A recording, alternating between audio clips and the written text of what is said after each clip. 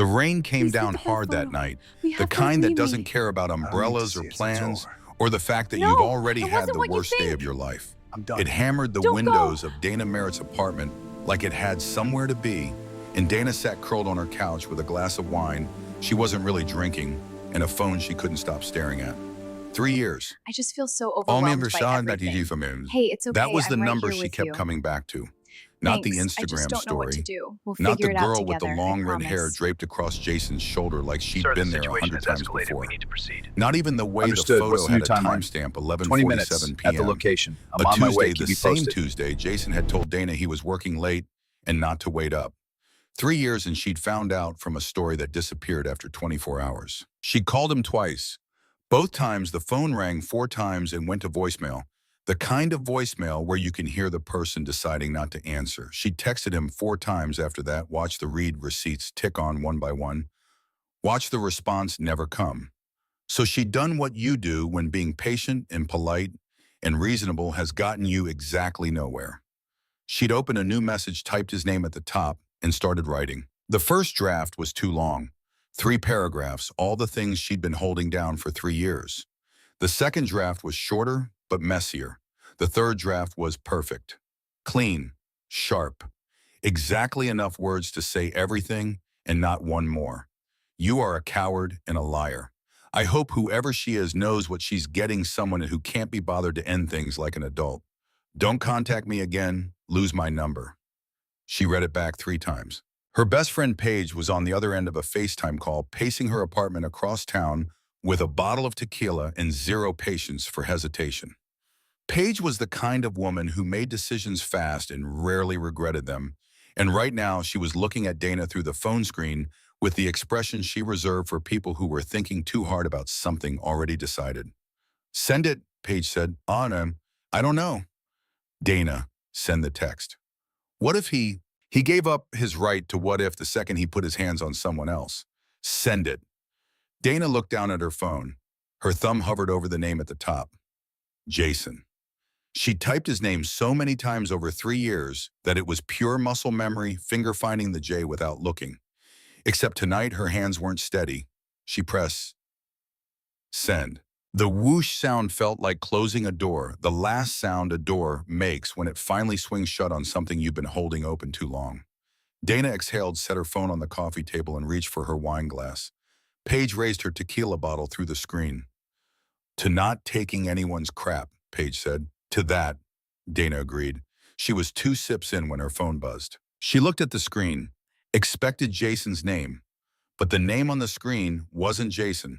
It was a number she didn't recognize, no contact attached, just 10 digits in a short message. Oh, no, number, I think you have the wrong person. Dana stared at it. She opened her messages and scrolled up. She'd sent the message, but not to Jason. 1 digit off, the last number in his contact a 4, where she'd meant to press a 3, and the whole message had gone to a stranger who was now reading about what a coward and a liar Jason was, and probably wondering what they'd done to deserve it. Oh God, Dana said. What happened? I sent it to the wrong number. There was a beat of silence. Then Paige started laughing. Not a polite, sympathetic laugh, the full-body gasping kind that meant she understood exactly how terrible this was and found it completely hilarious. It's not funny, Dana said. It's a little funny. Paige, okay, just text them back. Apologize, say wrong number, they'll forget it in 5 minutes. Dana was already typing. Oh my God, I'm so sorry. That message wasn't meant for you. Wrong number, please ignore it. She hit send and dropped the phone on the cushion beside her. Done, crisis averted. Then her phone rang. Not a text, a call. From the same unknown number, starting immediately, like whoever was on the other end had decided a call was the more efficient option. Dana stared at the screen. Answer it, Paige said. Why would I answer it? Because you just called some stranger a coward and a liar, and maybe they want to make sure you're okay. People don't call strangers anymore. This is weird. Or it's someone being decent. Answer it. Dana didn't have a good argument for that, and the wine had blunted her better judgment just enough. She pressed the green button. Hello. The voice on the other end was male. Low. Calm in the way that certain people are calm, Not because nothing is happening, but because they've decided to be still in the middle of whatever is happening. A voice that didn't ask questions so much as it gave answers. You sent me an interesting message, he said. Dana closed her eyes. I'm really sorry about that. It was a mistake. A mistake, he repeated, not mocking. More like he was examining the word from different angles. You called someone a coward and a liar by accident. I meant to send it, just not to you. Who was it meant for? That's really none of your business. Fair enough. A pause. Behind him, she could hear the low hum of an engine, voices muffled by glass. He was in a car. Are you safe? Donna blinked. What? Are you safe? He said it again slower. Two words with actual weight. I'm fine. You don't sound fine. She opened her mouth to say something sharp and then didn't, because the honest answer was that she wasn't fine. She was sitting alone in her apartment on a rainy Tuesday with one glass of wine and the wreckage of a 3-year relationship, and no, she wasn't particularly fine. But she wasn't about to say that to a stranger. Look, she said carefully, I'm sorry I bothered you. You can delete the message and forget this ever happened. I could, he said, but I'm not going to. Her pulse spiked. Excuse me? You sent me a message meant for someone who clearly hurt you. Now you're apologizing to me for it. Something in his tone became more direct. That tells me more about you than the message did. You don't know anything about me. No, but I know what it sounds like when someone's been let down too many times. She should have hung up. She knew that clearly the way you know things you're choosing to ignore. But something in that sentence landed differently than she expected. Not as observation, but as recognition, and she found she couldn't close the door on it. Who are you? She asked. Someone who doesn't usually answer wrong numbers. Then why did you answer mine? A longer pause. I don't know yet. Paige was mouthing something at her from the phone screen. Dana turned slightly away. What's your name? He asked. Dana. Dana. He said it carefully like he was noting it. I'm Cole.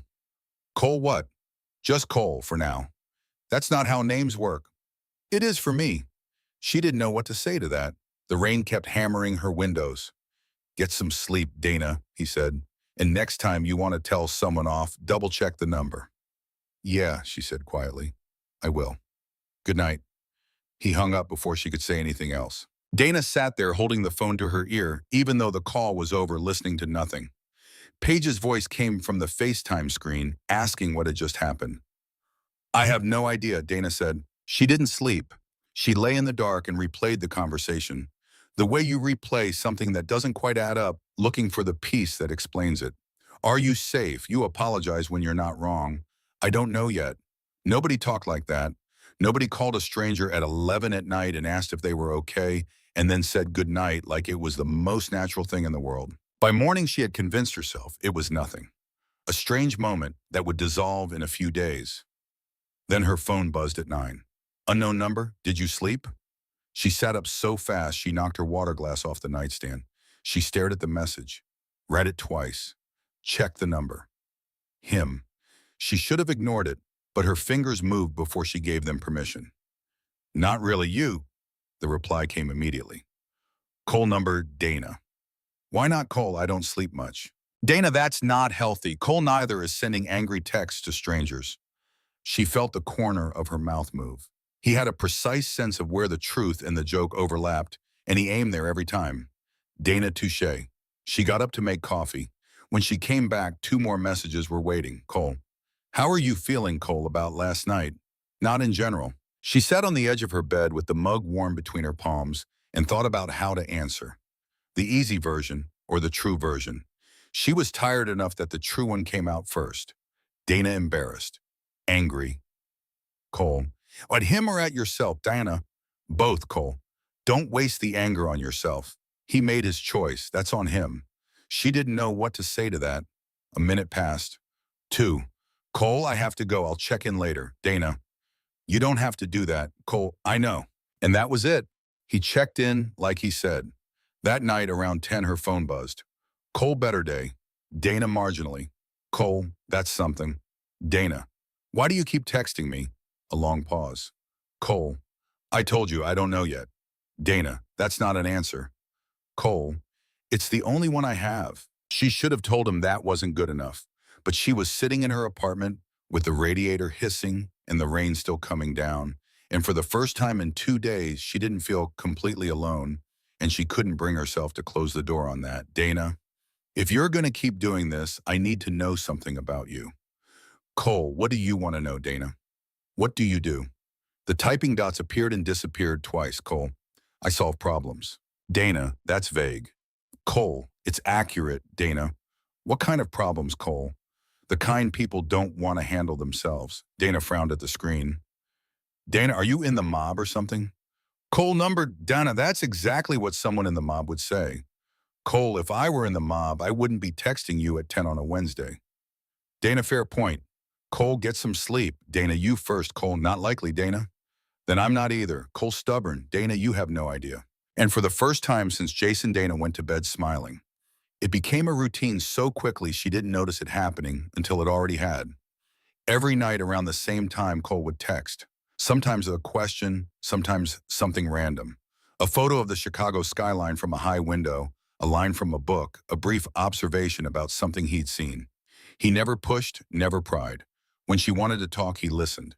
When she didn't, he didn't fill the silence with noise. She told Paige about the texts on a Thursday afternoon. You're texting a man you've never met, Paige said, cross-legged on the couch with a moment mane. A man who won't tell you his last name or what he actually does. He's been thoughtful, Dana said. That is not reassuring. He asks if I ate. He asks if I slept. Those are things a person who wants something from you also does. I know, but he doesn't ask for anything. Paige gave her the look, the one that meant she had already formed a strong opinion and was deciding how to deliver it. Just be careful. I'm not saying he's a bad person. I'm saying you don't actually know what he is. Dana knew that. There was a space in her understanding of Cole Voss that she couldn't fill with the information. She had a gap between who he seemed to be and who he actually was. She'd been leaving it alone deliberately. I will be, she said. 2 weeks after the first text, Dana was walking home from the L stop, her earbuds in, when the feeling hit. The prickle at the back of her neck. She glanced over her shoulder. The sidewalk was crowded with the usual evening rush, nobody paying her any attention. She kept walking. Half a block later, someone said her name. She knew the voice before she turned. The particular flatness of it, the way it settled into the air, like it expected to be accommodated. Jason. He was standing in the middle of the sidewalk, hands in his jacket pockets, wearing the easy posture she'd spent 3 years reading as confidence and now read as practiced carelessness. He looked the same, maybe a little worn at the edges. She didn't feel the way she'd expected, not devastated, not even particularly angry. More like looking at a photograph of something that used to matter. I need to talk to you, he said. No, Bo. Dana, Jason, no. She turned to walk away. He grabbed her arm, not hard but definitive. The grip of someone who has decided this conversation isn't over yet. Let go of me, she said. Just 5 minutes. Come on, don't make this a scene. Let go of my arm. His jaw tightened. She felt his grip loosen for a fraction of a second, then tighten again. You're being let go of her. The voice came from behind her, male calm, carrying the weight of someone who means exactly what they say. Jason's eyes moved over her shoulder and his grip went slack instantly. Dana pulled her arm back and stepped sideways. The man who had spoken was maybe 40, wearing a dark jacket, standing close enough that he was clearly positioned between Dana and Jason. Not large in a physically threatening way, just utterly still in the way of someone who has been in worse situations than this before breakfast. Who are you? Jason said. The practiced carelessness was gone. Someone you don't want to have a longer conversation with. Jason looked at Dana. Something moved across his face, confusion, recognition, something close to fear. This is insane, he muttered. He stepped back, looked at the man once more, then walked away fast, not quite running. Dana turned. The man met her eyes. You okay? He asked. Yes. Did Cole send you? A slight pause. I'm making sure you get home safe, ma'am. He walked her 3 blocks to her building. Waited until she was inside and was gone. By the time she looked back through the lobby glass, Dana went upstairs, sat on her couch, and opened her messages. Dana, you had someone following me. Cole watching, not following. Dana, what's the difference? Cole following means I'm tracking your movements. Watching means there's someone making sure you're not alone on that walk home. Dana. I didn't ask for that. Cole, I know. Dana Cole. Cole, Jason grabbed you. Did you think I was going to ignore that? She sat with her hands in her lap and looked at the dark rectangle of her window. She should be angry. She had good reasons. But what she felt underneath the complicated tangle of everything else kept refusing to become anger, no matter how she framed it. Dana. How long, Cole? A week, Dana. A week, Cole. Since you told me about the first time he approached you. Dana, you can't just decide that. Cole, I thought about it and then decided it. There was something infuriating about the way he said things like that, not dismissive, just so clear to him that he genuinely didn't understand why it needed more explanation. Dana, thank you, but we need to talk about this. Cole, I know, I'll call you tonight. He did, at 10 like always. His voice came through the phone steady and low, and she sat on her couch and listened to him say without apology, but without arrogance either, that he understood why it felt like overreach, and that if she wanted him to pull back, he would. She told him not to pull back. Who are you, she asked instead for what felt like the 100th time in different forms. I told you I solve problems. What does that actually mean? It means when someone has a problem the normal channels can't fix, they call me. I operate in spaces that don't appear in directories. I have resources most people don't. Is it legal? Most of it. That's not comforting. I know, but I've never lied to you, and I'm not starting now. She believed him. Not because she was naive, but because of the rhythm of his speech, the way he answered hard questions, the same way he answered easy ones. No change in pace, no shift in register.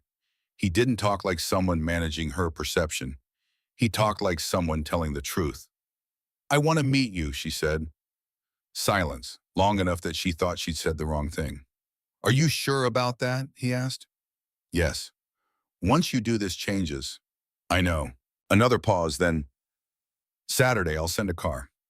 She said yes before she'd finished thinking about it, then lay awake most of the night thinking about all the reasons she should have said no. Saturday came with clear skies and cold air. The black car arrived at exactly 8 o'clock. The driver was older, gray-haired, wearing a suit that cost more than Dana's furniture.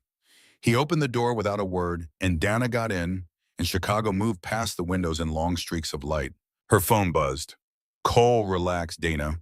Are you watching me right now? Cole, no. I just know you, Dana. You don't know me. Cole, I know you've wiped your hands on your jeans twice in the last 5 minutes. I know you're about to text Paige the address. And I know you almost got out of the car twice before it started moving. Dana looked out the window, scanning the street. Dana. How, Cole? Because that's what I would do. They crossed into a part of the city Dana knew by name, but had never inhabited the kind of Chicago that existed in a different tax bracket, all dark glass and valet parking, and restaurants where the tablecloths were pressed to a standard that suggested someone's job depended on it. The car stopped in front of a building with a canopy and a host waiting at the door like she'd been placed there. Dana got out feeling exactly as underdressed as she'd feared. She'd worn dark jeans and good boots, and both choices felt inadequate in front of a restaurant where the windows probably cost more than her apartment lease. Inside was warm light and wood and very quiet conversations between people who were comfortable with the price of silence. The host walked her through the main room and into a private space at the back where the table was set for two. He stood when she walked in. Cole Voss was taller than she'd built him in her mind. Broader, dark hair gone silver at the temples. Dark eyes, a face made of strong angles, and something between amusement and assessment. It was hard to tell the difference. He wore a suit with the ease of someone who had stopped thinking about wearing it a long time ago. He looked at her the way he gave everything his attention completely, with nothing held back for something else. Dana, he said, and his voice was exactly what it had been on the phone. Low, calm, careful. Hi, she managed. He gestured to the chair across from him. She sat. He sat. For a moment, they just looked at each other. You're nervous, he said. Wouldn't you be? No. That's not comforting. His mouth moved, not quite a smile, but its structure. You don't have to be nervous. I'm not going to hurt you. People who say that are usually the ones you should be worried about. This time it was a real smile, brief and contained. Fair point. A waiter appeared, poured water, rattled off specials. Dana heard none of it. Cole ordered for both of them without asking what she wanted, and normally that would have put her teeth on edge. But right now, she was grateful she didn't have to form a coherent sentence about a menu. When the waiter left, she said, "Are you going to tell me who you actually are?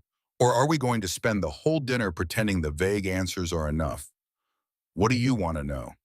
"Everything. Start with the things you can actually say." He was quiet a moment, holding her gaze. "Then I run what people outside my world would call a security company. Protection logistics risk management for clients who can't afford mistakes. Bodyguards, among other things." "What other things?" "A problem resolution, the kind that goes beyond what a normal security team handles. Fixing things, making problems go away." "Yes." "Is that legal?" "It operates in gray areas." "What does that actually mean?" "It means I work in places where the law is slow and the cost of waiting is too high. I step in before situations get worse. I make arrangements. I ensure outcomes." She held his gaze. "And the man you had watch you home. And is that a gray area?" "That's just prudence." She picked up her water glass to have something to do with her hands. "You had people watching me for 10 days before I knew about it." "Yes." "Don't you think I had a right to know?" He considered this without deflection. "In retrospect, yes. At the time, I made a call based on incomplete information that telling you would cause more anxiety than the protection was worth. I miscalculated." Dana looked at him. "You're saying you made a mistake?" "A miscalculation, a deliberate decision made on incomplete information. I don't make careless choices. I made the wrong call." "How is that different?" "A mistake is careless. What I did was wrong, but it wasn't careless." She didn't know whether to be impressed or unsettled. Both, probably. "You're very comfortable with moral ambiguity." "I'm comfortable with reality," he said. "Most of it is ambiguous." The food arrived. "Ufuk na mai man." She ate and he ate, and between bites the conversation unfolded the way conversations do, when two people are both paying careful attention, not linear but layered, circling back, testing weight. He told her about his work in terms that were informative without being specific, about clients he couldn't name, situations he'd resolved without going into the mechanics, about Chicago, which he'd been in for 11 years, not his home exactly, but his operating ground, a city that suited his temperament. Dana told him about her job, her apartment page. He listened with genuine attention and asked questions that told her he had actually heard what she said. "She'll think I'm dangerous," Cole said when Paige came up. "You are dangerous." "Yes, but not to you." Dana looked at him. "How can you be sure of that?" "Because I've been careful about very few things in my life, and you're one of them." The restaurant had emptied around them. Cole paid the bill invisibly, the way of someone who has never had to calculate whether he can afford something, and they walked out into the cold Chicago night, and the car was already there. He got in with her this time. They rode in silence, the city moving past outside. Dana sat with her shoulder close to his without closing the distance between them and didn't move away. Neither did he. "Thank you," she said, "for tonight." "You don't need to thank me." "I wanted to." She looked at him sideways. "You're different than I expected." "Different how?" "Quieter. You listen like every word is information." Something shifted in his expression, an acknowledgement of something he didn't always acknowledge. "I've spent a long time in situations where the wrong word has consequences. You learn to listen before you speak." "Does that ever get exhausting?" A pause. "Yes." When the car stopped in front of her building, Dana didn't want to get out. She did it anyway. Opened the door, stepped onto the sidewalk, turned back. Cole was watching her through the window with the complete attention he gave everything that mattered. "Good night," she said. "Good night, Dana." The car pulled away. She stood on the sidewalk and watched the taillights until they turned the corner. Then she went inside and sat on her couch with her coat still on and tried to understand what was happening to her. Her phone buzzed. "Cole, get some sleep." "Dana, I'll try." "Cole, don't think too hard. You'll reach the same answer either way." "Dana, what answer?" A pause. "Cole, that you're going to keep talking to me." She didn't reply. She put the phone down and looked at the ceiling and knew it was true. The week that followed was strange and suspended. He came to her apartment on Wednesday with food from somewhere, and they ate on her couch while the city made its nighttime sounds outside.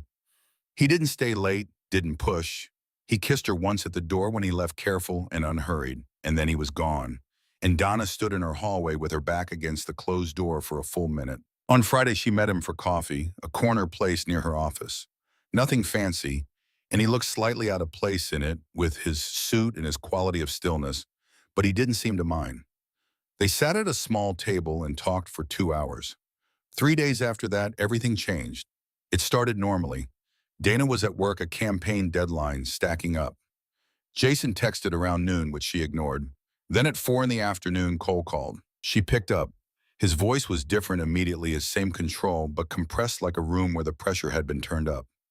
Where are you right now? At my office. What's wrong? Stay there, don't go outside. I'm sending Mitch to pick you up. Cole, listen carefully. Something's happened. Nothing that touches you directly, not yet, but I need you somewhere secure while I sort it out. Can you stay at your desk for 20 minutes? Dana looked around her office, the fluorescent lights, the campaign briefs, the normal Tuesday that was suddenly not normal. Yes. What happened? A pause, the kind where someone is deciding how much information is the right amount.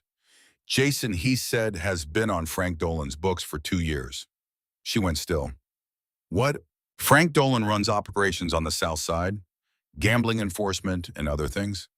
Jason owed him a significant amount of money, and he's been making arrangements to pay it back, arrangements that include information he shouldn't have.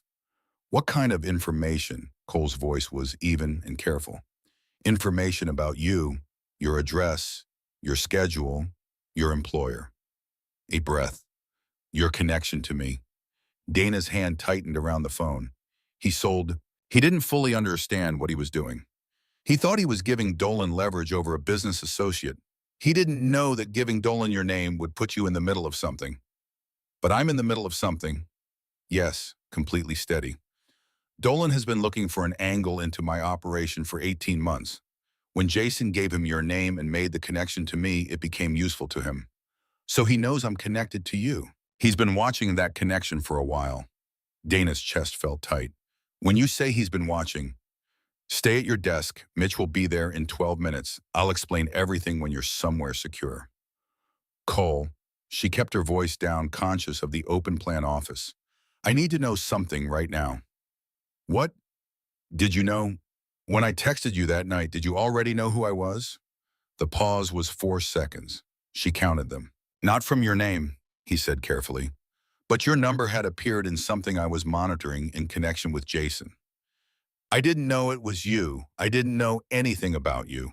When your text came through, I recognized the number from that context, and I answered to understand why. Dana sat with that. So I wasn't random, she said. You were completely random, he said. You were the wrong number, Dana. Everything that followed is real. What I feel is real, but you deserve to know the full picture.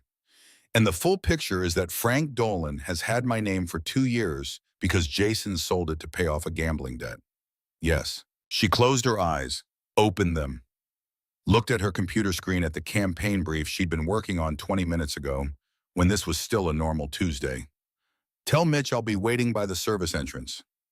Thank you, Cole said, and the 2 words carried something she'd never heard in his voice before, something that sounded underneath the control like relief. Don't thank me yet, she said. We're going to have a very long conversation about all of this. I know. Mitch arrived in 11 minutes. Compact, efficient, he said almost nothing beyond verifying who she was and directing her to the car. They drove through afternoon traffic to a part of the city she didn't know, a residential building on a quiet block with no signage, the kind maintained for exactly this purpose. Mitch led her upstairs to a suite with good locks and clean surfaces and nothing personal on any of them. Mr. Voss will be here within the hour, Mitch said. Dana sat by the window and watched the street below and thought about 3 years with a man she'd believed she knew, in the particular mechanics of betrayal, not like a door slamming, but like a floor slowly becoming unreliable underfoot, each new piece of information shifting the weight until what you'd been standing on wasn't there anymore. 40 minutes later, the door opened. Cole came in looking like a man who'd come from something she wasn't going to get the full account of. Jacket still untied, not loosened, but something in the set of his jaw that said the last hour had not been easy. He looked at her, first checking. I'm fine, she said before he could ask. He pulled a chair out across from her and sat down, hands on the table, and told her everything without preamble and without softening. Jason's debt, $240,000 accumulated over a year and a half. At private games, Dolan ran out of 3 South Side locations. The arrangement Jason had entered into information in exchange for extensions on what he owed. Dana's name appearing in that arrangement 14 months ago. Her employment, her address, her relationship status at the time. Dolan's 18 months of looking for leverage against Cole's operation. The moment Jason's file produced a name with a phone number adjacent to Cole's monitoring network. When I answered your text, Cole said, I was trying to understand the connection. I didn't know you were innocent of all of this. I found that out very quickly. And then you kept talking to me. Yes. While knowing I was in Dolan's file. Yes. Dana looked at the table between them, at his hands which were still. Did you think about telling me? Yes, I decided against it. I thought the risk was low while things were stable, and that telling you would cause more harm than the information was worth. And now, his jaw tightened slightly. Now the risk has elevated. Dolan's made moves that suggest he's consolidating, which usually precedes aggressive action. When his people started making inquiries near your office, I needed you somewhere secure. What do we do? She asked. Cole looked at her. Something shifted in his expression, recognition, like he'd been waiting to see which version of her appeared in this moment and was noting what had arrived. I'm going to deal with Dolan, he said. How? By making it clear that using you as a point of access isn't going to produce the results he's looking for. And if he doesn't agree, he will. Dana held his gaze. You keep saying things like that, like outcomes are already decided. In some situations they are. And if you're wrong, Amal, then I'll deal with that too. She looked at him for a longer moment, at the face she'd been building in her imagination for a month, and was now learning in real light in a real room against a background she hadn't expected. You should have told me earlier, she said. I know. If you're asking me to trust you going forward, I need you to understand that I can't do it if you're making decisions about what I'm allowed to know. He held her gaze. Understood. I mean it. I know you do. He unfolded his hands, set them flat on the table. I'm not a person who operates by full disclosure. It's not how I've functioned for a long time. But I'm telling you everything now without softening because you asked me not to manage you, and I'm trying to honor that. Is that hard for you? Yes. Good. That means you're paying attention. The corner of his mouth moved very slightly. You're not what I expected. You've said that. I keep being surprised by it. Dana looked at him, at the city visible through the window behind him, at the whole improbable shape of things that had led her to the spare clean room on this ordinary Thursday. A wrong digit, a rainy night, a voice that asked if she was safe before it knew her name. What happens now? She said. Now I make sure you're safe. Then I deal with Dolan, and then we figure out the rest. She looked at him. The rest. This. He gestured between them with the directness she'd come to expect, nothing elaborate. Whatever this is, we figure it out. Dana was quiet for a moment. Then she said, okay, but I'm not sitting in safe rooms while you make all the decisions. If this involves me, and apparently it has for the last 14 months, without my knowledge, then I'm part of how it gets resolved. Cole looked at her for a long moment. You understand what I do, he said slowly.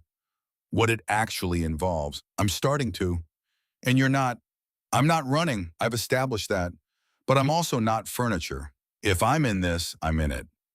He looked at her for another moment. Under everything else, something in his expression looked like the beginning of relief. All right, he said quietly. Outside the window, Chicago moved in its ordinary ways, oblivious. Dana Merritt sat across from Cole Voss in a room with good locks and no signage, and understood with the clarity that comes when you've crossed a threshold and can see both what's behind you and what's ahead, that the wrong number had led her somewhere she hadn't known she was going. And she wasn't going back. The penthouse was on the 43rd floor of a building on Michigan Avenue that Dana had walked past approximately 300 times without ever imagining she would sleep in it.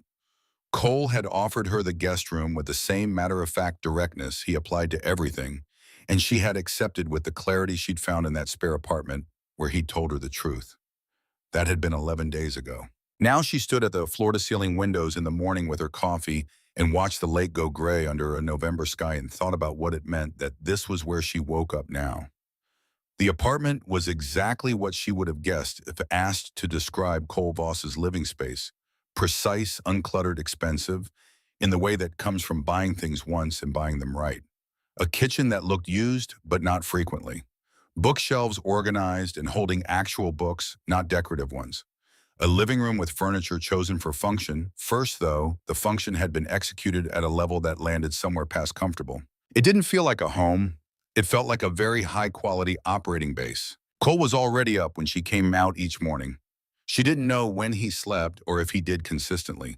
By the time she appeared, he was usually in his office with the door ajar on the phone or reading something, and he would hear her in the kitchen and come out and make the same quiet acknowledgement of her presence, not a formal greeting, more like a note that she was there, and he had registered it, and both things were correct. It was strange and oddly peaceful, and Dana held both qualities at once. Paige called every day. She called it the situation, which was her way of holding space for concern without fully naming it. Dana told her as much as she could, which wasn't much, but Paige listened and said the same thing each time, be careful. Dana said she always was. Neither of them entirely believed it.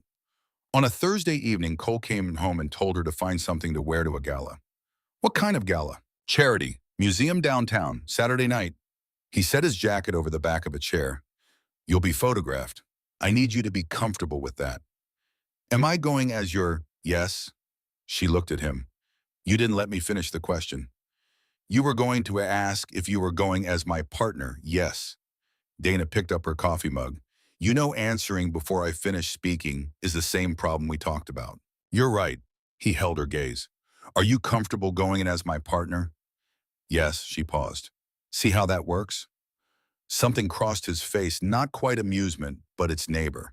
I'll keep practicing. She called Paige, who arrived on Friday afternoon, carrying the energy of someone who had been waiting for exactly this excuse.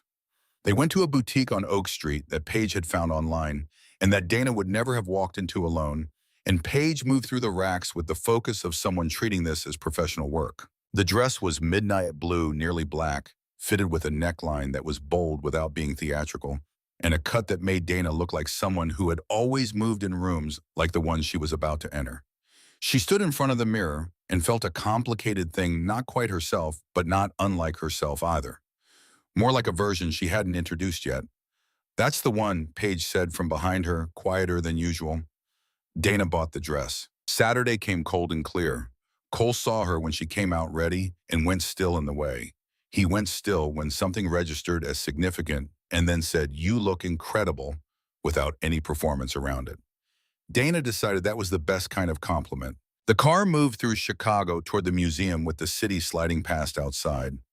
Cole kept his hand at the small of her back from the moment they stepped out, not possessively, but with a specificity that said she was with him and he was with her, and she reminded herself that twice to breathe normally.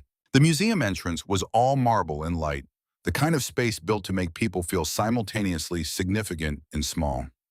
Cole moved through it with the ease of someone for whom rooms like this had long ago become simply terrain, and Dana walked beside him with her chin level and thought about what Paige had said, fake it until the dress does the work. The gala was already full, 200 people radiating the particular frequency of Chicago money, old and new, in equal parts. Cole navigated it with efficiency, stopping to greet people, introducing Dana with a straightforwardness that left no room for ambiguity about what she was to him. She watched the reactions move across each face like a small weather system, curiosity, calculation, reassessment. An hour and Cole was pulled into a conversation with a man in a charcoal suit whose expression suggested unfinished business. He touched Dana's arm briefly, stay close, and stepped aside. Donna moved to the edge of the room, accepted a glass of champagne from a passing tray, and watched the crowd do what crowds at these things do. She was 3 sips in when a woman appeared at her elbow.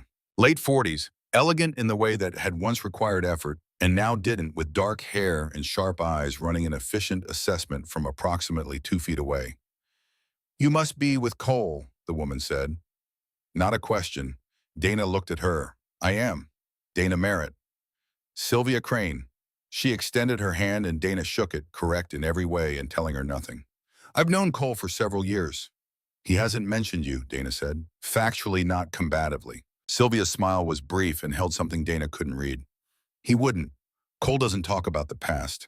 He compartmentalizes very effectively. It's one of his more useful qualities and one of his more difficult ones. How do you mean? He protects what matters by keeping it separate. Work, personal life, the people in each clean divisions, no overlap. It works well for him professionally. She paused. Less well for the people on the personal side who sometimes find they're more isolated than they realized until something goes wrong. Dana kept her expression even. Are you warning me? I'm sharing what I know. Sylvia's eyes moved briefly toward where Cole stood 20 feet away. He's a man who does things correctly. He protects, he provides, he takes responsibility seriously. What he doesn't do well is let anyone fully in. And the space that creates, she stopped. The space tends to get filled by his work. It always does. Is there something specific you're trying to tell me? Sylvia looked at her for a moment and something in her sharp eyes shifted, recalibrated. I suppose I'm saying that knowing what you're getting into before you're too far in is easier than knowing it afterward. I appreciate the thought, Dana said carefully, but I'm fairly clear on what I'm getting into. Sylvia's smile returned fractionally warmer. Good, then you're already ahead of where I was. She lifted her glass slightly, a small acknowledgement. Enjoy the evening, Dana. She moved back into the crowd and was absorbed by it, and Donna stood where she was and turned over what had just happened. Not a threat, not quite a warning, something in between, information offered from someone who had been where Dana was standing. She noted it and filed it away. Then 40 minutes before the end of the evening, she encountered Frank Dolan. She didn't know who he was at first. She was standing near a window alcove Cole momentarily occupied across the room when a man stepped into her peripheral vision and stopped there. Not aggressively, just present with deliberate proximity. He was tall, late 50s, with a build that had been powerful once and had settled into something denser with time. His suit was expensive. His face was arranged in an unremarkable way that felt designed forgettable features, producing no strong impression. His eyes were different from his face. His eyes were very attentive. Ms. Merritt, he said. The two words landed oddly, not a greeting, an establishment of position. Dana looked at him. I'm sorry, I don't think we've met. We haven't. He didn't offer his name. He stood in the alcove space as though the conversation had been arranged, and they were both following a script she hadn't been given in advance. But I've heard a great deal about you. I'm not sure what I've done to warrant that. Chosen interesting company, he said. His voice was flat and stripped of regional quality, emptied of origin by design. Cole Voss is a man people pay attention to, the people he spends time with, by extension. Dana held her glass steady. That sounds like something you'd say if you wanted to imply something without saying it. The man's expression didn't change. You're perceptive. What do you want? Just an introduction. Perfectly calibrated blandness, and something along Dana's spine went cold and clear. The city is smaller than it looks. The people who matter tend to orbit each other eventually. And you're one of those people. I try to be useful. His eyes moved briefly past her toward where Cole stood, a quick assessment and return. Cole has built something admirable, a man who solves problems others can't solve. There's real value in that. There is. A man in that position also creates situations that require managing. He looked at her directly.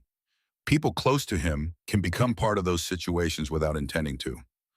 Dana said nothing. You seem like an intelligent woman, Dolan said, and his voice dropped, the conversational warmth removed like a coat being folded up. I imagine you have considered the implications of where you find yourself. I consider most things. Then you know that what Cole does and what it requires don't always land on the same person. Dana met his gaze. Is this the part where you tell me something that's supposed to scare me? Something moved through his eyes. Revised estimation. No, this is the part where I introduce myself. He extended his hand. Frank Dolan. She shook it because not shaking it would have told him something. Dana Merritt, but you already knew that.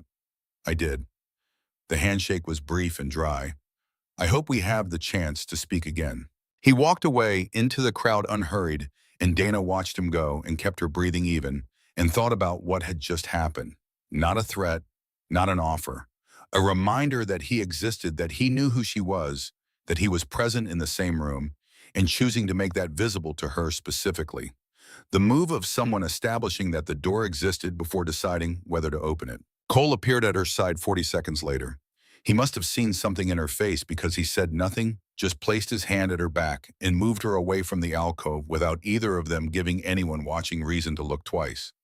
In the car, she told him. Cole listened without interrupting. When she finished, he was quiet for a moment. "You're sure it was him?" He introduced himself by name. "He approached you directly and introduced himself." Something under the evenness. That was a statement.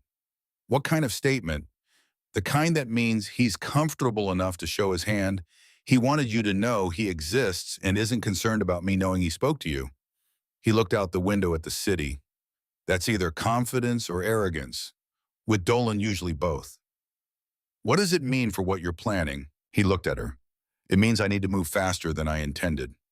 4 days after the gala, Dana woke at 6 in the morning to find Cole already up and standing in the kitchen with his phone in his hand, and a quality about him that she'd learned to read as controlled urgency. "What happened?" she said. He set the phone on the counter. "Mitch found something." He told her directly. There was a man inside his network who had been providing information to Dolan. Not someone new, not recently inserted someone who had been with Cole for 4 years.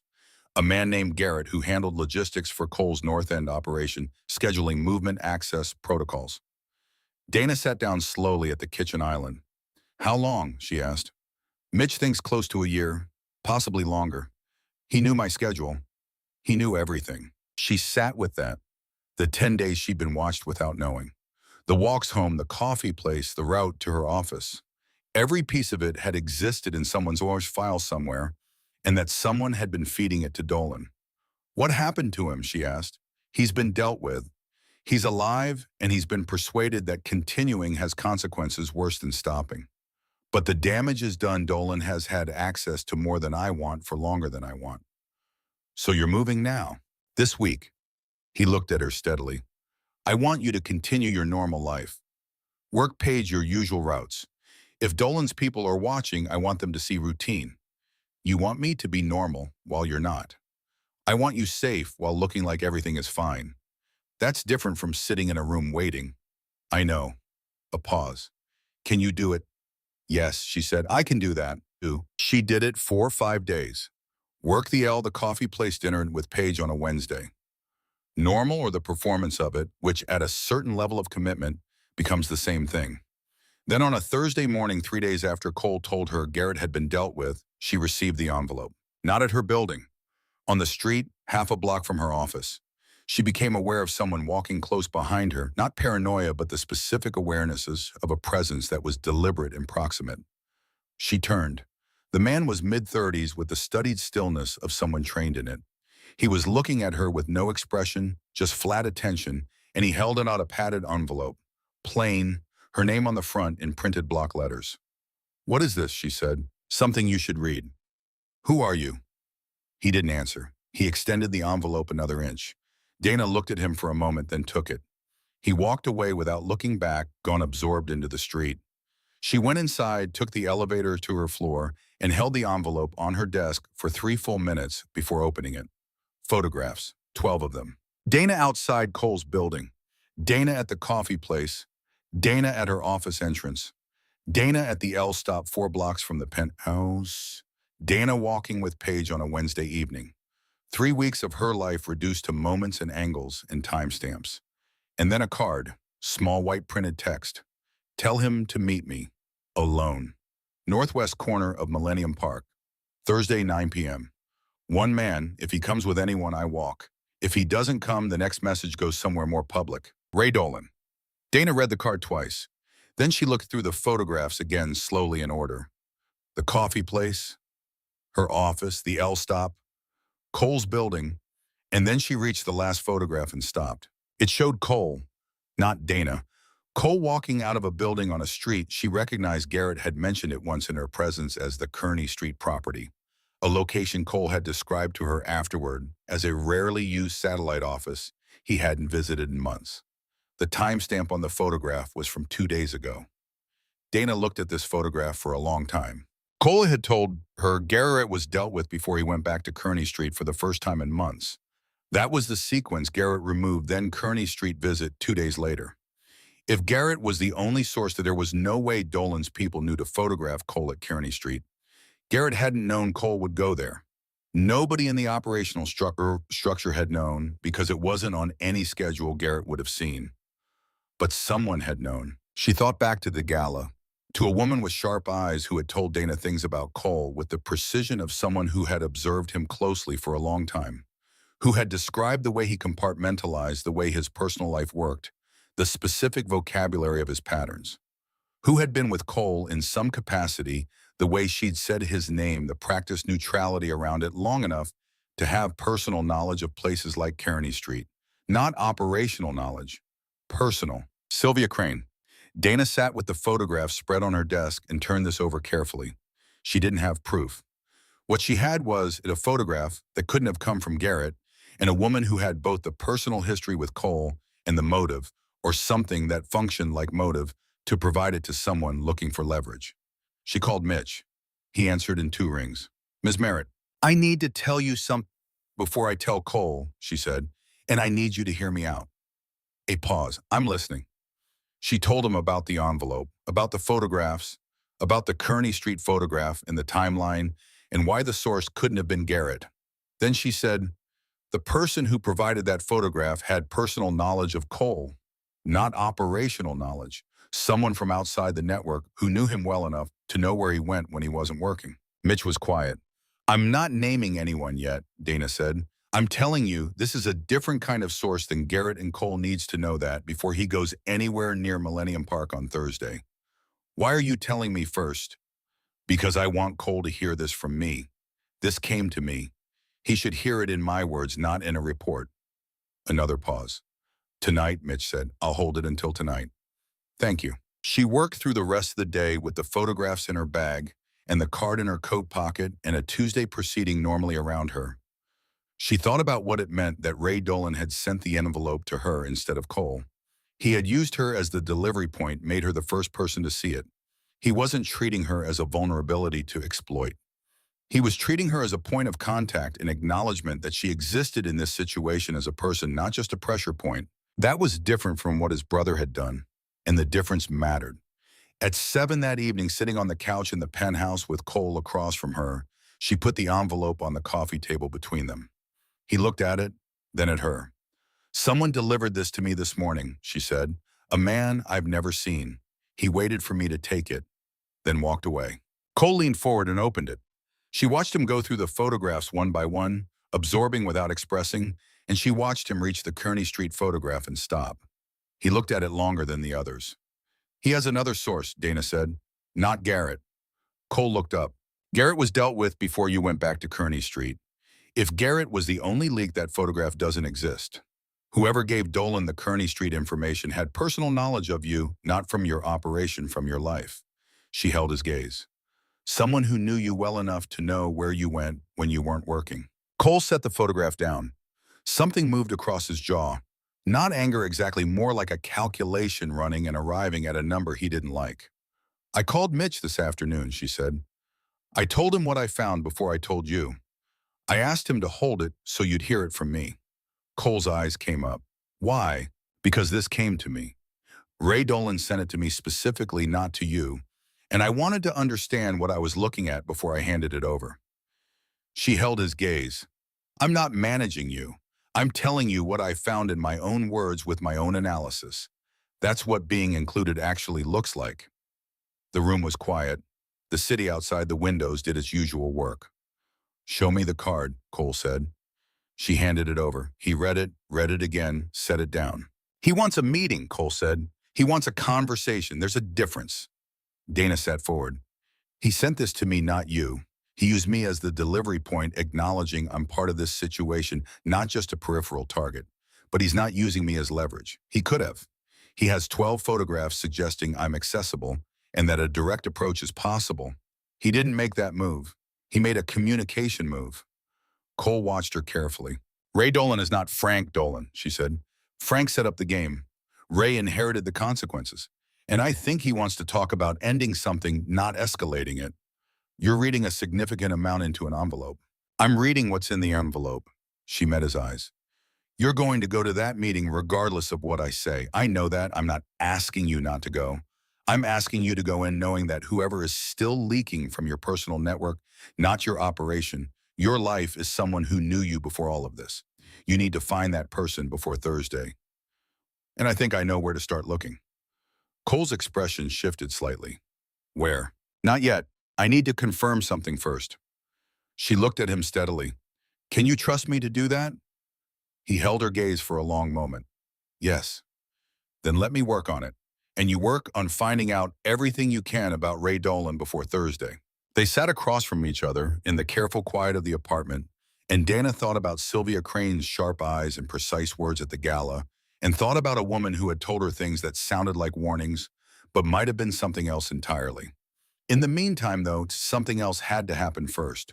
Frank Dolan was not going to wait quietly for Cole to act. Dana found this out not from Cole, but from Mitch, who called her on Wednesday morning while Cole was in a meeting downtown.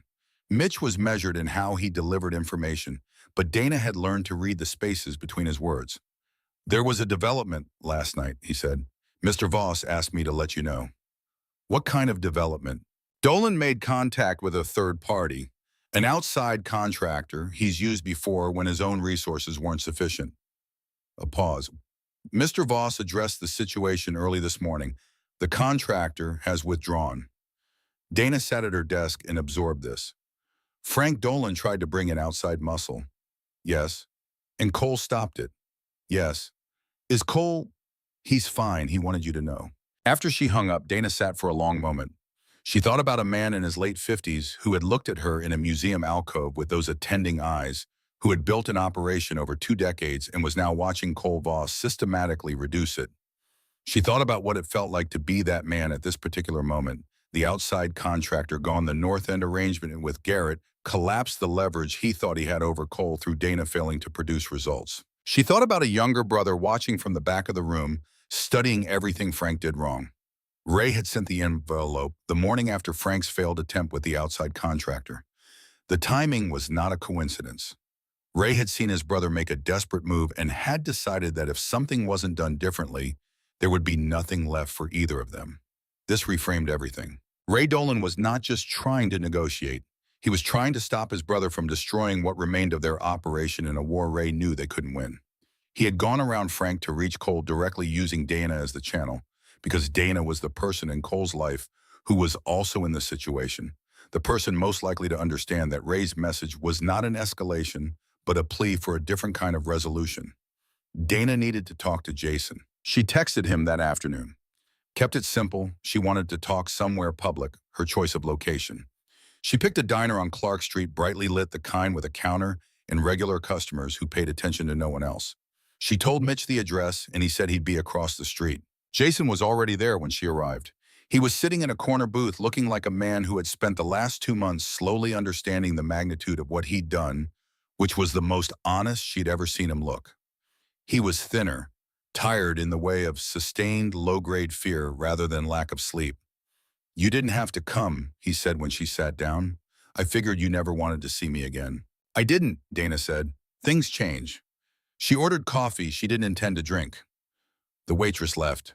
Dana looked at him across the table. Tell me about Ray Dolan. Jason's face shifted, something defensive moving under the surface then settling aside. What do you want to know? Everything that's different between him and his brother. Jason wrapped both hands around his water glass. Frank wanted to own things. Territory operations people. Everything was acquisition. Ray isn't like that. He paused. Ray is younger by 8 years. He didn't build what Frank built. He watched Frank build it and spent his adult life trying to figure out what role he was supposed to play in something completed before he was old enough to be part of it. Dana said nothing. When I was doing work for them, Jason said more carefully now, Frank was the one I dealt with. Ray was around sometimes. He'd sit in the back of the room and listen and not say anything. I used to think he was just quiet. Later I figured out he was studying, taking notes on everything Frank did wrong. Frank did a lot wrong. Yeah. Jason looked at his water glass. Frank pushed too hard on Cole Voss's territory because he thought Cole had expanded past the point where he could defend in all of it. He thought there was slack in the rope. There wasn't. He swallowed. Ray told him that. I heard it once through a door. Ray said Frank was going after the wrong thing, that you don't take territory from Cole Voss, you take his clients. Make the people who use him wonder if he can still deliver. Dana absorbed this. Ray isn't trying to destroy Cole, Jason said quietly. He never was. He wants to be Cole Voss, or the version of him that inherits what's left after everything settles. He wants to take over the network. He wants Cole to see him as a peer, to recognize that he's going to operate in the same space and that there's a version of this where they both come out with something instead of one coming out at all. Why didn't he approach Cole directly? Jason let out a breath. Because Cole had his brother effectively finished. You don't walk up to that man and say, let's make a deal, without showing him you have enough leverage that he has to take you seriously. He looked at Dana with something not quite shame but adjacent to it. That's what you were, not the target, the demonstration. Dana was quiet. I know what I did, Jason said. I know what it meant. I'm not going to explain it in a way that sounds better than it was. He looked down. I was scared and I made a series of decisions that got worse as they went, and the last one was the worst of all of them. I'm sorry, I know that doesn't fix anything. Dana considered him. Then she said one more thing. The person who's been providing Ray's people with information about Cole, information about where he goes, personal locations, things that came from inside his private life rather than his operation. She held Jason's eyes. Do you know who that is? Jason was quiet for a moment, long enough to tell her he did. She came to Ray, he said, slowly. Not the other way around, about 2 months ago. A woman named Sylvia something. Crane, I think. He looked at his water glass. She didn't want money. She wanted, I don't know exactly. She said Cole had cost her something she couldn't get back, and she wanted him to know someone he'd trusted was giving his locations to the people trying to reach him. He paused. Ray's guy told me it made him uncomfortable, like she wasn't doing it for tactical reasons. She was doing it to be felt. Dana sat very still. She approached Ray, she said. Yeah, offered the information, told them about a property on Kearney Street that Cole visited sometimes when he needed to think. Said it wasn't in any operational file. Said she knew that for certain. Jason looked at her. Is that? Thank you, Jason. Dana stood. That's what I needed. She stepped outside into the cold Clark Street evening and stood on the sidewalk for a moment before calling Cole. She thought about Sylvia at the gala. The careful words, the recalibrated expression, the way she'd said she was where you're standing once. She thought about a warning that was also underneath itself, a small act of territory, a woman making sure Dana knew she had existed first, and simultaneously feeding Ray Dolan the one piece of information Garrett couldn't provide. She called Cole and told him everything she'd heard about Ray. She told him about Frank's failed contractor move and what it meant about the timing of the envelope. She told him what Jason had said about Ray wanting recognition, not destruction. Then she said, the person who gave Ray the Kearney Street photograph was Sylvia Crane. The silence on the other end was different from Cole's usual pauses.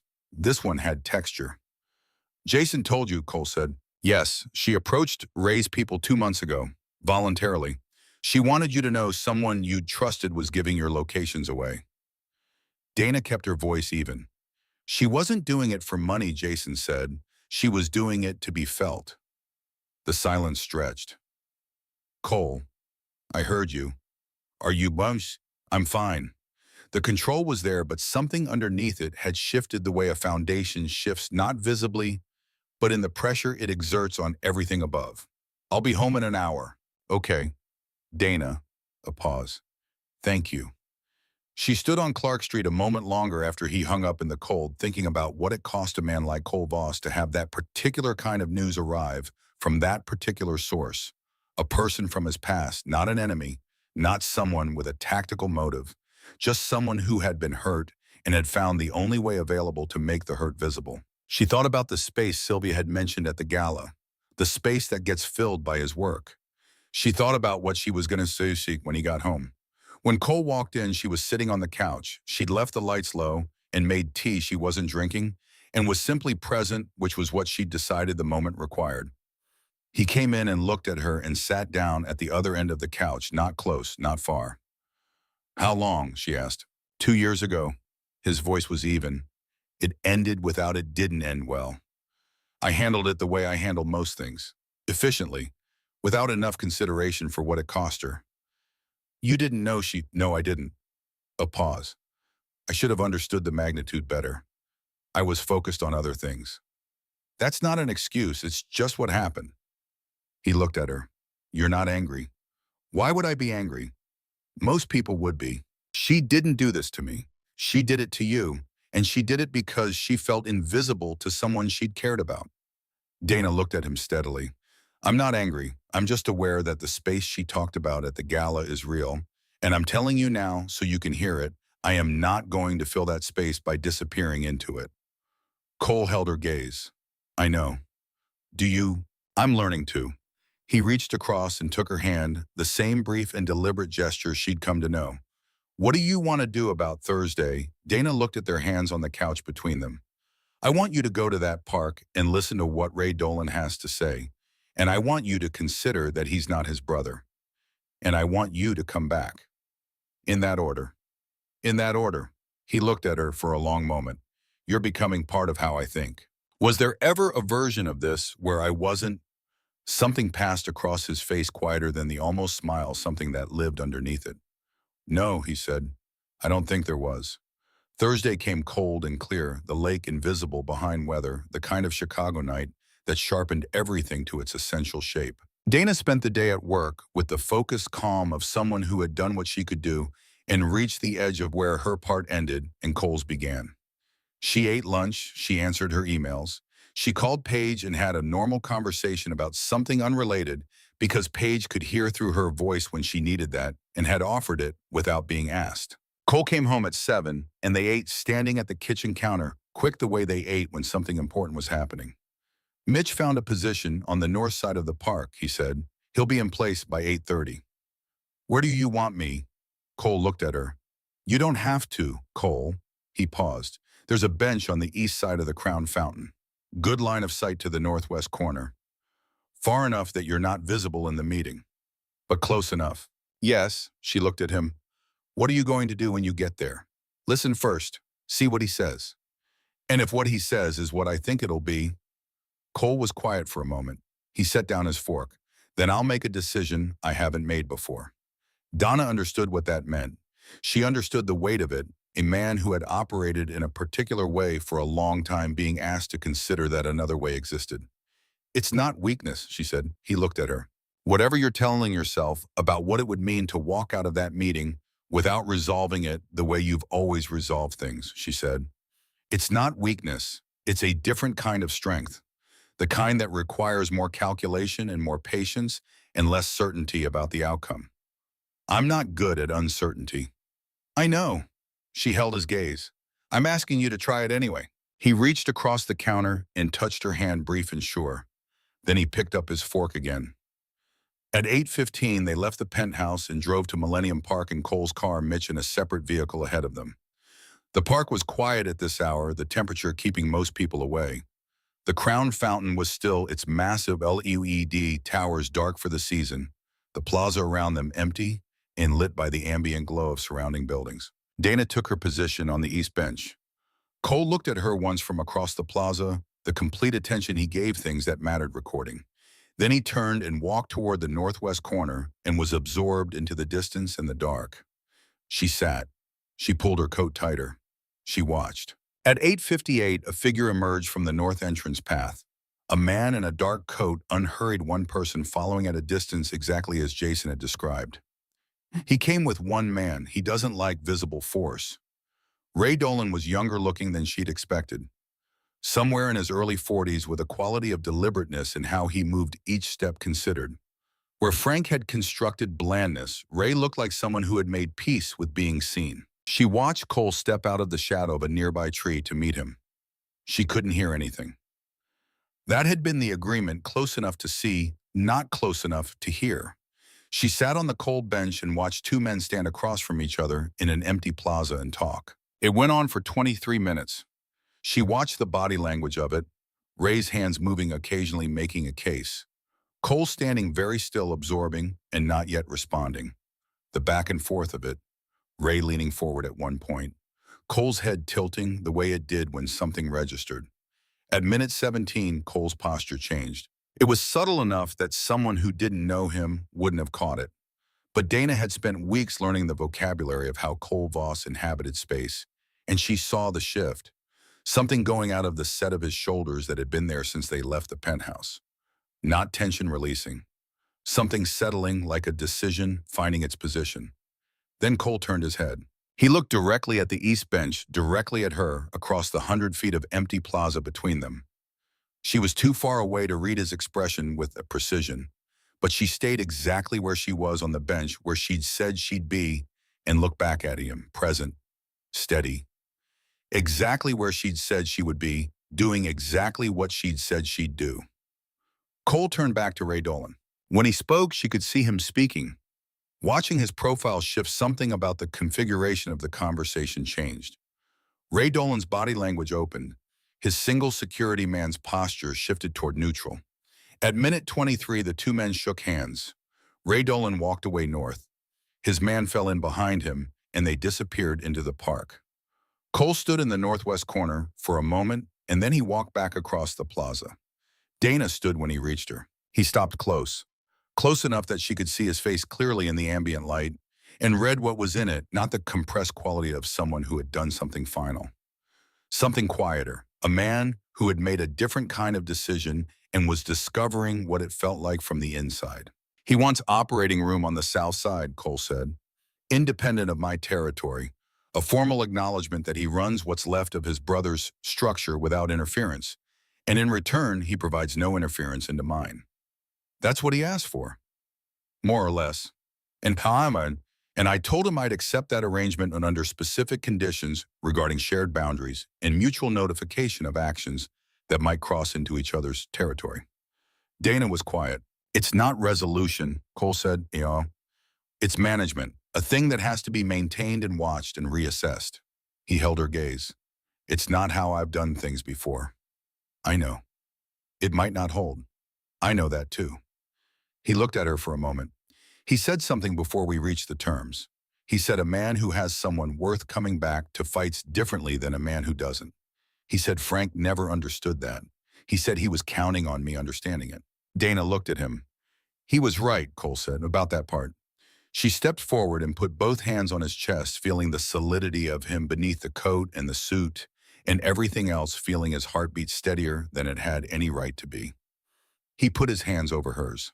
They stood in the empty plaza with the city lighting the sky around them and the cold pressing in from all sides, and Dana thought about a wrong number on a rainy night, about a voice asking if she was safe before it knew her name, about everything that had happened in the space between then and this exact moment. You look back at me, she said. Yes. In the middle of it, you turned and looked. I needed to see that you were there. She kept her hands against his chest. And you were there. His voice carried something underneath the control rather than alongside it. Exactly where you said you'd be. I usually am. He pulled her in not gently but fully, the way he'd learned to hold her, and Dana held on, and neither of them said anything for a while, because everything that needed saying had been said or was already understood. Mitch materialized from somewhere nearby, took in the situation in one glance and said quietly, "Car's ready when you are," and disappeared. On the drive back, they didn't talk much. The city moved past in its usual way, enormous and indifferent, and the silence between them had the quality of two people who have said the important things and are now simply being in the same space without needing anything else from it. Cole took her to the house upstate the following Friday. Not urgently, not as escape, just the way he'd said when he'd mentioned the place weeks earlier. We'll go when there's time. There was time now or something close enough, and he packed 2 bags the night before and drove them north out of the city in the early morning, while the last of the dark was still holding over the highway. The house was everything she'd built in her mind from the single photograph she'd seen on his phone once accidentally. Low and wood-built and settled into the trees like it had grown there, surrounded by quiet that wasn't empty, but full wind in bare branches. Birds distanced the specific quality of air that existed 50 miles from a city. Cole opened the door with a key on a plain ring and stood aside and let her go in first. Inside it was warm and spare and held the stillness of a place not recently occupied. A stone fireplace, a wide couch that had seen use, a kitchen with a single window looking into the trees. None of the precise minimalism of the penthouse. This place had been lived in, occasionally in ways the penthouse hadn't. "How long have you had it?" Dana asked. "7 years. "Who else has been here?" He looked at her. "No one I brought intentionally." She turned that over. A place owned for 7 years, never deliberately shared. A key on a plain ring. She thought about what he did here alone and thought it probably looked like what he looked like when he was processing something very still, very quiet, the engine running, but nothing external to show it. They settled into the house the way two people settle into a new space when they already know each other well enough that the unfamiliarity of the place isn't the thing requiring adjustment. Donna made coffee in the kitchen. Cole built a fire that caught immediately the action practiced. They ate dinner sitting in front of it, not at the table on the floor, with their backs against the couch, the most informal Dana had ever seen Cole Voss, and she found she wanted to remember it in detail. He slept that night. She heard it, his breathing changing in the dark beside her, going slow and deep, and even in a way it never quite did in the penthouse. She lay awake for a while and listened to the trees outside and thought about Sylvia saying the space gets filled by his work. She thought about what filled it now. She thought about the specific physics of two people being in the same orbit long enough that the pull becomes structural rather than optional. She fell asleep to the sound of wind and his even breathing. The days at the house moved differently from days in the city. Cole was present in a way he wasn't in the penthouse, where something always required the portion of his attention that wasn't there. Here there was nothing requiring anything, or he decided to let it be that way, which for Cole amounted to the same thing. He read. He walked in the trees in the morning and came back with color in his face that the city didn't put there. He cooked real and attentive cooking, the same precision applied to a cast iron pan and good ingredients that he applied to everything. On the fourth evening, sitting on the porch with wine and the sun going down, through the bare trees and long bars of orange light, Cole said, "I want to tell you something." Dana looked at him. "Before all of this," he said, "for the past several months, I had a version of this life where everything that mattered to me was operational. What I was good at was enough, and what I needed beyond that I'd convinced myself I didn't need." He turned his wine glass in his hand. It took a long time to build that version. It was functional. It worked. "It sounds lonely," Dana said. It was, simply without self-pity, a fact. I didn't identify it as that at the time. I identified it as preference. I told myself I preferred it. Dana was quiet. "When you sent the wrong number," he said. "I was in a car on my way to deal with a situation I'd dealt with 100 times before.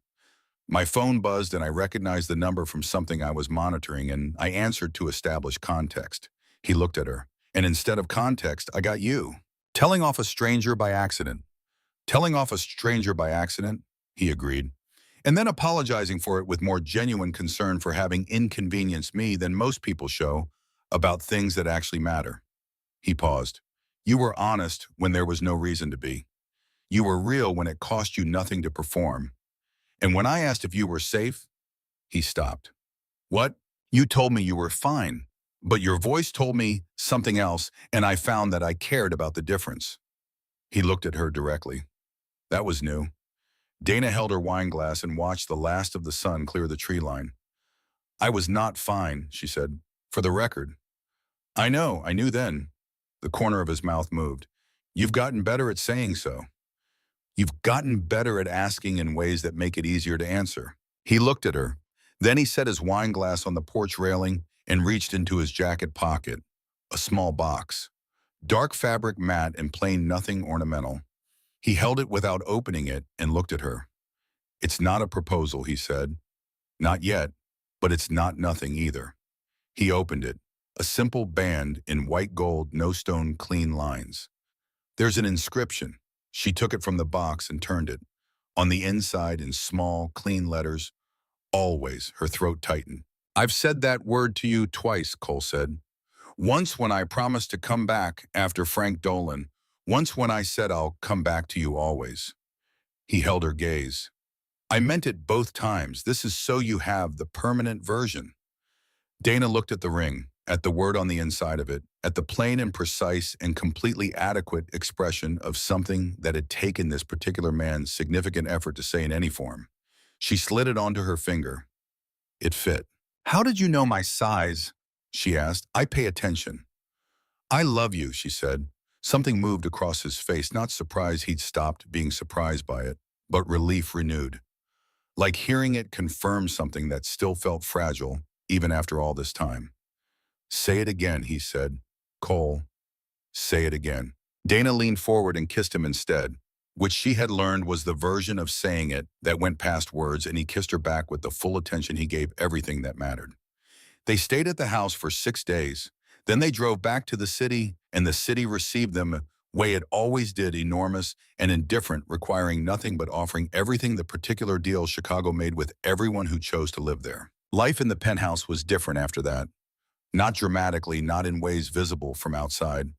But there was a quality of settlement, two people occupying a space rather than one person occupying it and one person visiting. Dana moved things around. Not much, just enough. A chair repositioned her books, integrated into his shelves, the kitchen organized around the way two people used it rather than one. Cole watched all of it without comment, but with the particular attention that meant he was noting each change and finding it whatever he found it. Paige came over on a Saturday and walked through the apartment and was quiet for a moment. "You're staying," she said. "Yes," Dana said. "You're actually staying." "Paige, I'm just—" Paige stopped. She looked at Dana and something in her expression settled the long concern finally putting itself down. "Are you happy?" "Yes." "Did he?" "Yes." Paige looked at her for another moment. Then, okay with finality like a case being closed, she went to make herself at home in the kitchen. Cole came in an hour later to find Paige in his kitchen, making pasta with the familiarity of someone who had established squatters' rights. Paige looked at him over the pot and said, "You're eating with us," in a tone that didn't invite discussion. Cole looked at Dana, who looked back at him with the expression she used when she thought the situation was exactly as it should be. He sat down at the table. "She doesn't like me," he said quietly while Paige's back was turned. "She's deciding," Dana said. "Give her time." "How much less than you think?" Paige decided over the course of 2 hours in pasta and the particular interrogation she deployed when she'd concluded that a person was going to remain in her best friend's life and required thorough assessment. She asked Cole questions that were direct and occasionally impolite, and Cole answered them with the same directness. And by the end of the evening, Paige's posture had shifted from careful to provisional approval. When Paige left, she hugged Dana at the door and said quietly, "He listens to you." "He does," Dana said. "And you know who he is, all of it." "Yes." "Okay." Paige pulled back. "Then I'm done worrying." She wasn't entirely done, but she'd learned to hold it more lightly, and from Paige that was significant. 3 months after the Millennium Park meeting, the arrangement with Ray Dolan held. Not perfectly, two incidents on the South Side boundary required adjustment, and one contact who tested the terms found the test expensive. But it held in its essential shape, the shape of two operations that had concluded coexistence was more efficient than war. Not peace, but better than what had come before. Mitch reported on it occasionally. Cole read the reports and sometimes acted and sometimes set them aside. The constant forward pressure of a threat requiring resolution, the compression that had lived in his shoulders for months, was gone in ways Dana noticed and said nothing about, because some things didn't need to be named. On a Saturday in early March, Cole took her to a park on the edge of the city. Not Millennium Park, a smaller one with old oaks and benches worn smooth by decades, and a path along a creek running fast in the spring thaw. They walked without particular destination, the way people walk when the destination isn't the point, their hands together in the cold. They sat on a bench with warped boards and rusting hardware, and the dignity of something that had been exactly what it was for a long time and wasn't apologizing for any of it. Cole reached into his coat pocket. Another box. Small, different from the first, a thin band with a single stone, small and clear, set flush, so it didn't project. The kind of ring designed to be worn, always made to survive the actual texture of a life. "I told you the first ring wasn't a proposal," he said. "You did." "This is—" Dana's breath went still. "I can't promise you a simple life," Cole said. "I've said that before, and I mean it more now than I did then, because I know you better now, and I know what simple might have looked like for you, and I know it's not this." He held her gaze. "I can promise you honesty. I can promise you that when something concerns you, I'll tell you not because protocol requires it, but because you're the person I want to think alongside. I can promise you that I'll come back. He paused. I can promise you, me, which is not uncomplicated, but it's real. Dana looked at him. At the man who had answered a wrong number on a rainy night and asked if she was safe before he knew her name. Who had told her hard truths when softer ones were available? Who had stood in a lit plaza at 9 p.m. and turned to look at where she said she'd be and found her there and changed the way he handled everything that followed because of it? Ask me, she said. Cole Voss, who solved problems other people couldn't solve and operated in spaces that didn't appear in directories and had spent a long time confusing functional with enough got down on one knee on a worn park bench in the March cold and said, Dana Merritt, will you marry me? She didn't hesitate. Yes, she said, and felt the word land with the weight of something true. He put the ring on her finger beside the white gold band with its single inscribed word, two rings that together told the story of how someone asked before they were ready and then asked again when they were. He stood and she stood, and he kissed her in the cold air under the old oaks, and it was not the kiss of a conclusion, but of a beginning. The kind that knows what it's beginning, that has counted the keys and decided the cost is right. They got married in the house in the tree. A Saturday in May, early enough that the light was still horizontal, and the world had the quality of not yet fully awake. The ceremony was small Paige and Mitch and a handful of people whose presence reflected the actual architecture of their lives rather than an obligation to fill seats. A judge from downstate who said the words clearly and with the proper weight. Dana wore a dress she'd bought herself, not borrowed, not chosen by committee, something she'd found on a Tuesday afternoon in a small shop and known immediately. Cole wore a suit. Of course he wore a suit. He would wear one to the end of the world and look like he'd dressed for exactly that occasion. When he put the ring on her finger, his hands were steady. I love you, he said, with the same precision he brought to everything that mattered, and she heard all the things underneath it, the 11 months it had taken to arrive here. The wrong number, and the rainy night, and the photographs, and the park, and the moment he turned in a cold plaza to check that she was where she'd said she'd be, and found her looking back. All of it carried in 3 words. I love you, Dana said back, and I'm not going anywhere. I know, he said. You should hear it anyway. Every time, he said, I will always want to hear it. The house in the trees was full of light and small noise, and the ordinary, extraordinary fact of a life being built between 2 people who had arrived at each other by the most unlikely road and decided to stay. Paige cried and didn't apologize for it. Mitch stood with the quiet dignity of a man who had watched something come together and was not going to comment on it, but was clearly glad. Outside, the May wind moved through the oaks. Dana stood at the window and looked out at the same trees she'd looked at in November, when the branches were bare and the cold pressed in from all sides, and thought about what had changed and what hadn't. The city was still the city. Cole's work was still Cole's work. The world they moved through was still particular and complicated, and not much interested in making things easier than they were. But she knew who she was in it now, not the person being protected or the person waiting in a safe room for information to arrive. She was the person who noticed the Kearney Street photograph, who went to meet Jason alone and came back with something useful, who stood on a bench in a cold plaza and was exactly where she said she'd be when a man turned to check. She was the person who understood that Sylvia Crane's warning at the gala was not only a warning, and who brought that understanding back to Cole in her own words directly, because that was what being included actually looked like. She was the person Cole Voss turned to look at in the middle of the hardest decision of his year and found looking back. That was who she was. She'd known it for a while. It just took all of this for the knowing to settle somewhere permanent. Years from now, Dana would remember the night she sent the wrong text, not with embarrassment or the soft nostalgia of a story that turned out fine, but with the clear-eyed recognition of someone who had learned to read the actual shape of things instead of the shape she'd expected. She had been sitting on her couch in the rain with a glass of wine she wasn't drinking, and a rage she didn't know what to do with, and she had pressed the wrong digit on a name she'd typed 1,000 times, and everything had followed from that. The voice on the phone, the slow and careful accumulation of honesty between 2 people who didn't know yet what they were building. The photographs in the park bench and the decisions made together in kitchens and on porches and in a spare apartment with good locks and no signage. She had not been rescued. She wanted to be clear about that in her own accounting. She had walked into the middle of something and paid attention and made decisions and been on more than one occasion the person who saw what someone else had missed. She had chosen this, all of it, with full knowledge of what it was. And Cole Voss, who had spent a long time choosing functional over full, had chosen her back, had changed something fundamental about how he worked and why not, because she'd asked him to be different, but because having someone who paid the same quality of attention he paid had made him want to. Sometimes the wrong number is the right one.